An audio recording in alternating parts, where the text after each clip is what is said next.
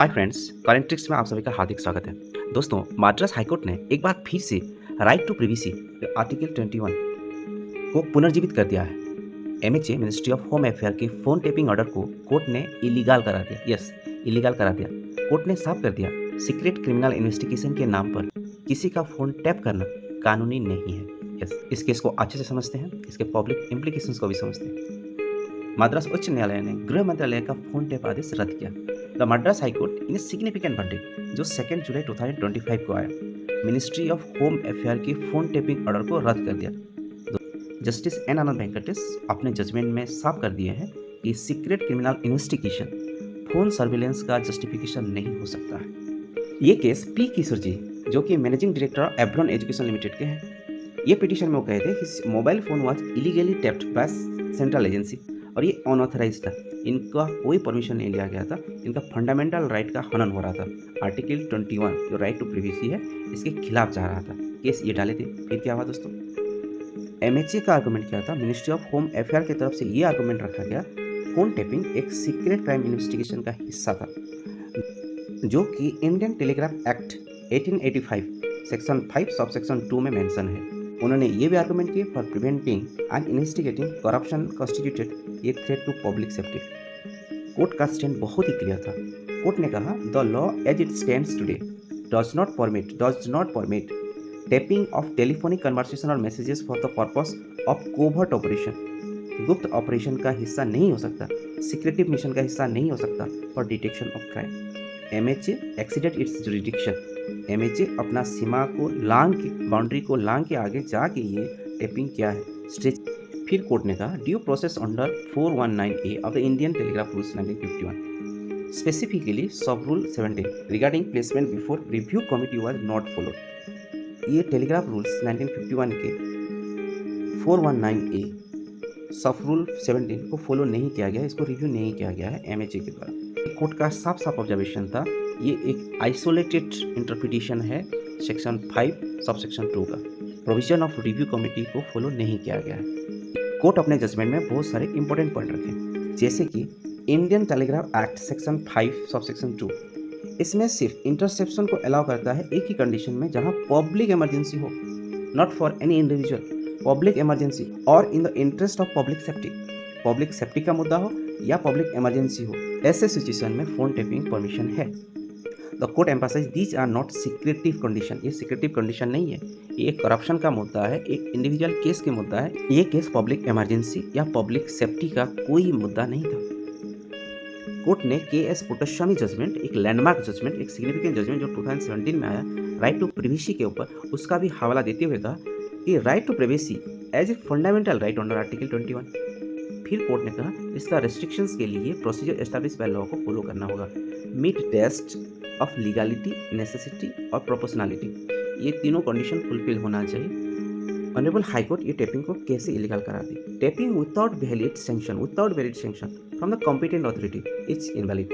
Eight the same time court stated that ये public emergency का situation होना चाहिए या इंटरेस्ट ऑफ पब्लिक सेफ्टी होना चाहिए। कंडक्टेड विदाउट इन्फॉर्मिंग और recording sufficient reasons as law currently stand for ordinary crime detection, ये नहीं हो सकता।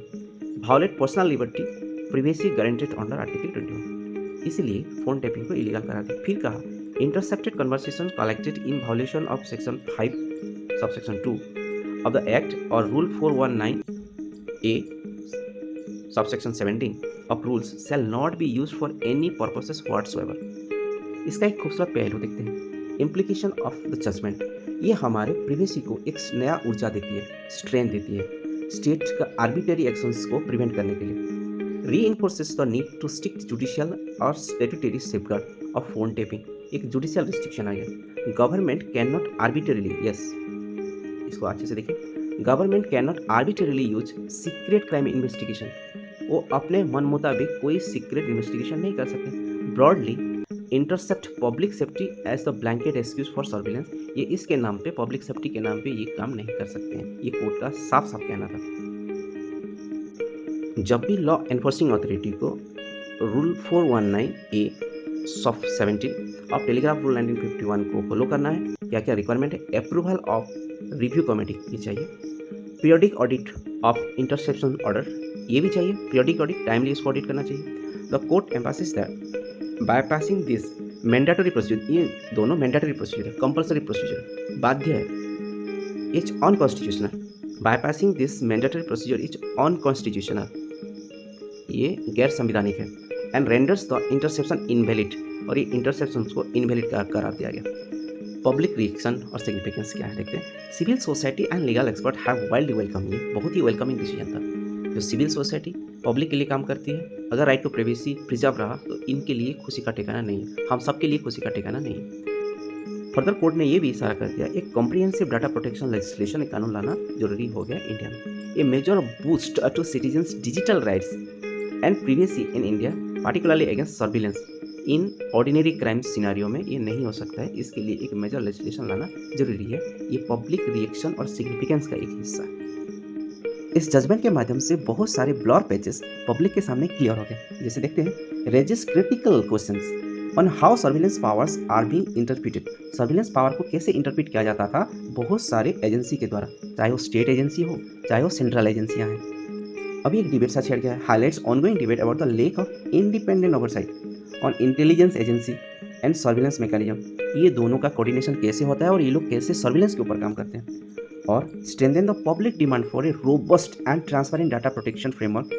सही मायने में ये पब्लिक को एक स्ट्रेंथ दिया है, इस डिजिटल दुनिया में हमारा डिजिटल प्रोटेक्शन कैसे हो पाएगा। आखिर में देखते हैं, the judgment delivered by justice N Anand Venkatesh is a landmark for privacy jurisprudence in India. Yes, article 21 fundamental right of our constitution reinforces that democratic society thrives only with the state of accountability।